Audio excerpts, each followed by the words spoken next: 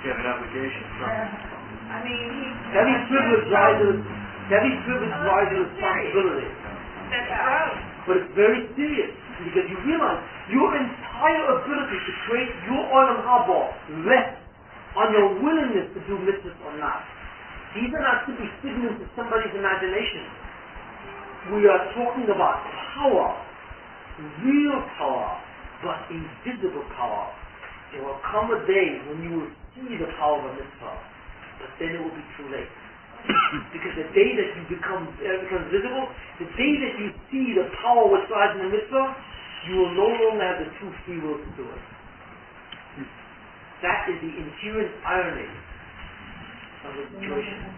Free will to do it. You can write whatever you want on that blackboard. You can erase it. Whatever you want, any number of times. You have an empty slate in front of you. I don't care how many sins you've done. It's irrelevant. I don't care if you were literally up there here in Chatonim. You have the ability to turn and say, wait, let me do one thing for my neshama. Let me stop. A small iota. But let me begin to move in that direction. You have that power now. And I tell you now, and I will not tell you why, you will have that power. Very, very little time left. That power is almost gone. Scary. True. Now I'm telling you because you're part of this class. So I'm telling you now, in terms of this, that what's that? Did you learn about what you said now? Yes. Well. How many more years? Years. So the sniper already called him in. I don't know if you heard the sniper. It was a very big tzaddik who died not too long ago, about a year or so ago, and two ago in Israel. He's a very, very big tzaddik. And he's the man who was in touch with the spiritual world while he was in a body. And he called the woman and he says, I want to tell you, I can tell you to be firm, I can tell you this, I can tell you to do this, but I'm going to tell you straight. And I just instantly, I never heard of a story when a sniper spoke like this. But he said it straight, and sometimes you have to speak like that, because sometimes it's the only thing that really does anything. And he said, I want to know, this is the last generation before Mashiach. This is your last opportunity. You are not coming back. You either do it now, or you don't. And that's it. That's simply what he told us. And I tell you this, that we're much closer to that period than when he was talking to that woman. We are so close, and your ability of true free will. Remember I said consciousness expansion? Once that consciousness is expanded, it's over. Free will exists only as long as your mind exists in microscopic section. Once your mind is expanded, it's over. Because there's no longer peace. There's no longer any free will, really, because you already know the truth. And the knowledge of truth on such a profound level is the dismissal of free will.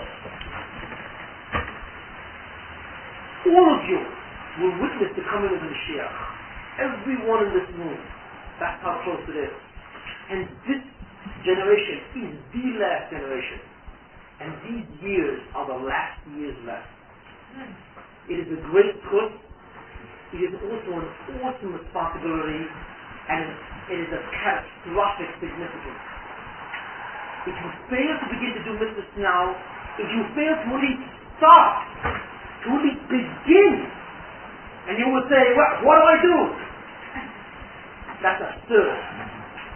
You all know what to do when it comes to your goods. You all know where to go for what you need when it comes to the bodily pleasures. You all know how to get it together. It's the same thing with the neshama. There are things to do. There are things to learn. There are halachas to learn. There are shurim to attend.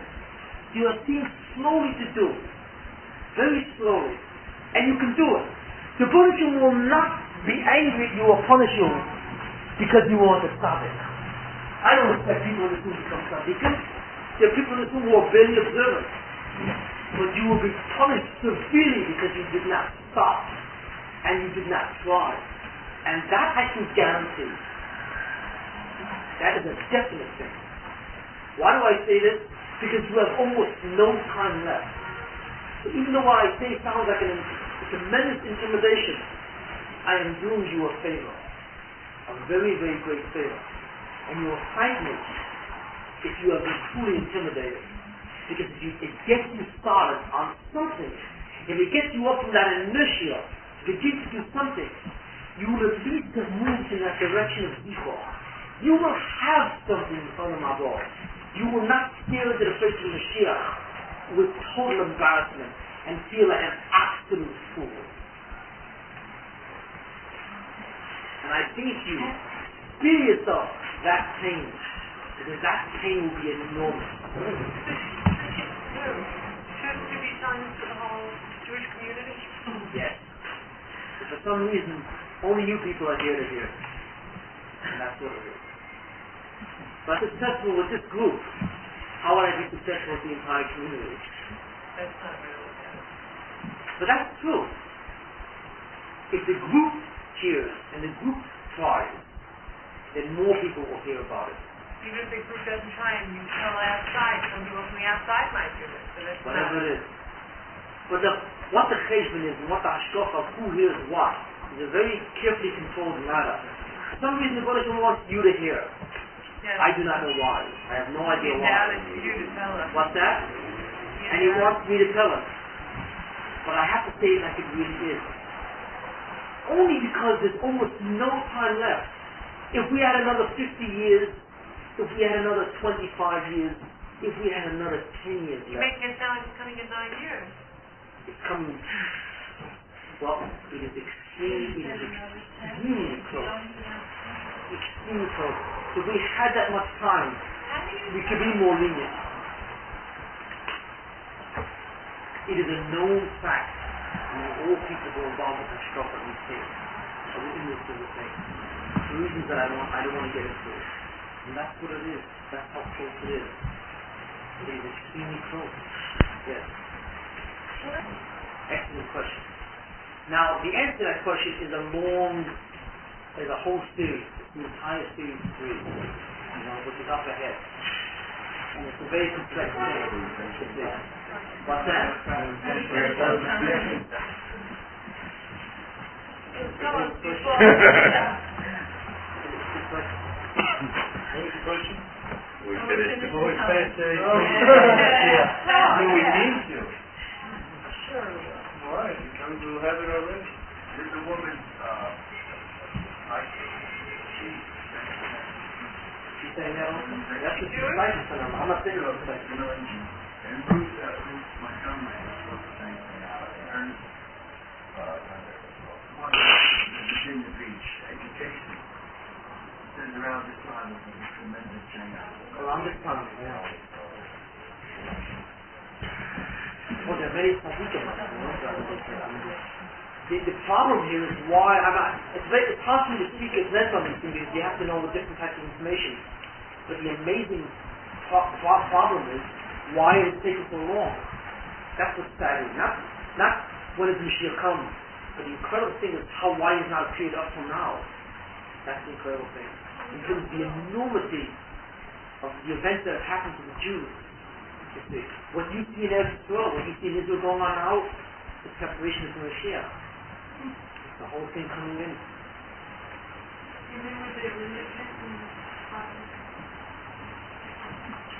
Even this will break up the government. Right, it's your brother. That's not me, it's his brother. Convicted of the month ago. That, With Shamir and the a whole thing. detailed analysis or very clear Oh, understanding you weren't there. of the whole Messianic process, the way it moves and the way it goes, is full. And that's up to It's not, is it the About a month ago. not the right? Yes, it is. It is from the Torah, or is it? Sure, no, it's sure. About a month ago, his brother. No, we will be discussing things which are amazing. Unbelievable. And you have a very clear, we did Google that, and it will be accurate somehow. We will be discussing things about the Messianic process and the entire period, which will amaze you. It will really amaze you. what really wants up with him. It seems confusing in terms of, sometimes it seems like doing mitzvahs is keeping halacha can I don't know, take one away from him. I'm not really certain. Let's say a man, okay, his wife is preparing for Shabbos, and she's a little late and she's nervous, and he starts screaming at her because of that or something, and it seems like he's doing more than a bearer than a mitzvah, or let's say a person who stays in a bad marriage because, they feel, tradition is so powerful. We are not discussing the issue. I understand. What you're saying, we're not discussing the issue, and it's not the problem here. What is a mitzvah and what is a chayes with regard to certain circumstances? That's a whole different type of shir. That's a shir and halacha, you see. That's a different type of shir. What we're discussing here is what the importance of a mitzvah is, or what its power is. Not when is it considered a mitzvah to do this, when is it not? Because every mitzvah could be turned into a transgression. Do you understand? I mean, there are many subtleties. It's not a black and white situation here. There are many subtleties here. But the point is that what we have to understand is the power of what we're talking about. And what we discuss tonight is the understanding of the prophecies, the spiritual prophecies, which literally underlie all of reality. This is what's moving ahead. It cannot be stopped. It is a power, it is what's called the power of Zichach, and the power of moving Zormah, which is forging ahead. No matter what you do, the world must come to its fullness, its full completion. And we spoke about that power down in the Yichud. You see. And we'll get into that later on. I will get into that the next 2 weeks when we can discuss the whole concept of Mashiach. You see. We'll begin to go back into what the enormous powers are. And right up ahead, there's only 1 or 2 more shurim. We're going to really get down to the nitty-gritty of the prophecies behind all reality and what's going on out there. You see. I don't think we should be too hard. Remember the place that in the house of the Lord. Goodness will follow me for the rest of my life. That's not true. That's not true. Goodness will not follow you the rest of your life if you're not Mazach and you go. It won't. It's naive. You know why it's naive? You don't understand what's at stake over here. This is not a child game. The Buddhism has in store for everyone in this room a level of pleasure, a level of ecstasy, which is beyond anything that any one of you could even begin to imagine. And that will go on for all eternity. Do you have any idea what he has in store for each one of you?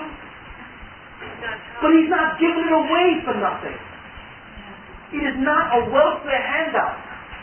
It is not that. The Buddhism is not giving it away. He didn't. He would not have created the world. If he was giving it away, our world would be Olam Haba now.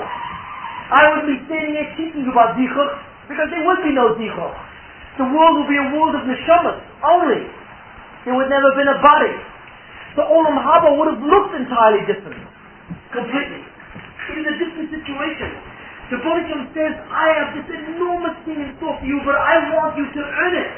Because if you don't earn it, you will not want it. As great as it is, as powerful as you will not want it. Because you are a reflection of me.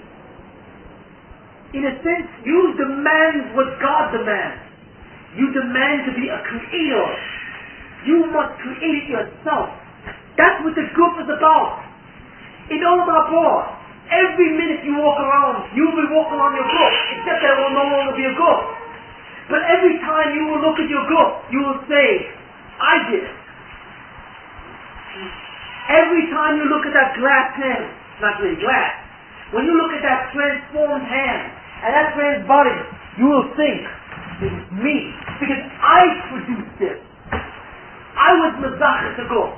The group goes with you in Olam Haba because the group is your reminder that you created Olam Haba, not God. Do you understand? Do we see the fundamental reason why the group goes into Olam Haba? That is why. Why did the Baruch make this whole scenario? Why? Because he wants this constant reminder that Olam Haba is your creation, not mine. I simply gave you the wherewithal. I gave you the opportunity. But it is your world. Every time you look at another person and you see his neshama, and you will be seeing his neshama through his group, like an obvious thing, you will know that it is your world, not his. And that is the ultimate resolution of the problem of Nahama Sufa. You will not be embarrassed. You will not resist this ultimate reward. That is the thing. And you will have the greatest simcha of all. Because what is the difference between a man who goes out and makes $1 million by his own effort in business, and the difference between a person who inherits $1 million from his rich daddy? What's the difference? In feeling. Can you compare the feeling of a son who inherited $1 million from his father and the guy who made $1 million himself? The person who made $1 million has another dimension of pleasure besides the $1 million. He has the dimension that he made $1 million. It's a pleasure which has to do with the self. You see what I'm saying? Whereas the one who inherited $1 million always has to constantly what? Nag himself and always remonstrate himself. You know, not my money. There's always something nagging in him, you know? I'm spending somebody else's cash. Not mine, you know? So he always feels like a loafer, you see? Like a beggar, like a borrower. It's a whole different feeling, it's a different dimension. That's the thing. The Buddha did not want to give you $1 million. He wanted you to make it. This is the way to make it. Zichor is the way to produce $1 million. And every time you see your body, you will have the profound pleasure of knowing you did it. It's your million. But it's not a game. Because what the Buddha has in store is absolutely mind-boggling. You see. It is unbelievable what he has in store for you. But he wants you to work for it. You must work for it. There is no excuse. None at all. That's what you're here for. I'm telling you what you're here for. It is your job to go out and start on that road. It's not your job to finish that road. Each one goes on his own. Each one has the power to do as much as he can. But it's not, I will live in the house of the Lord for the rest of my life. You will not live in the house of the Lord if you do not build the house of the Lord. You will live in the house of the Lord that you build. You don't build it, there's no house. Do we understand? We are all in the construction business, whether we realize it or not. We are the architects, we are the craftsmen, we are the builders. We each build our own house. The house that you build is the house that you live in to the end of time. If you knew that you will go out and the kind of house that you built will last for your entire life, wouldn't you make sure that that house had everything? Would you leave plumbing out of that house? Would you make a house where the bedroom and the living room are the same room? You would make sure that that house had every nuance and subtlety of comfort and convenience, wouldn't it? But I'm telling you, it is the house we're talking about. That's the house. And I'm telling you that that house will never end. It will go on to the end of time. And what constructs that house is called zichor. Refuse to build a house, and you will not have one. The Baruch cannot put you in Olam Haba because you will have no goof for Olam Haba. There will be no base, no place to go. So what would you be? The Baruch cannot put you on the ocean. You need a ship to go on the ocean. You need a vessel. The goof is your vessel. It is your boarding ticket to Olam Haba. You create and you write your own ticket. And that's what it is. And unfortunately, or fortunately, depending on which way you're coming from, you are in a terrible time. What do you want me to do? Hide? Shall I withhold this information from you? Is that what you want? You will have the misfortune to be born right before the Mashiach comes. Or the fortune depending on how well you've done your job. You will have very little time left to construct your house. Start now. Do whatever is possible. Move in that direction. And that's what it is. It is a very critical thing. Your entire eternity rests on how you treat what I say tonight, and how you deal with it, and what you do. It is as simple and as catastrophic as that.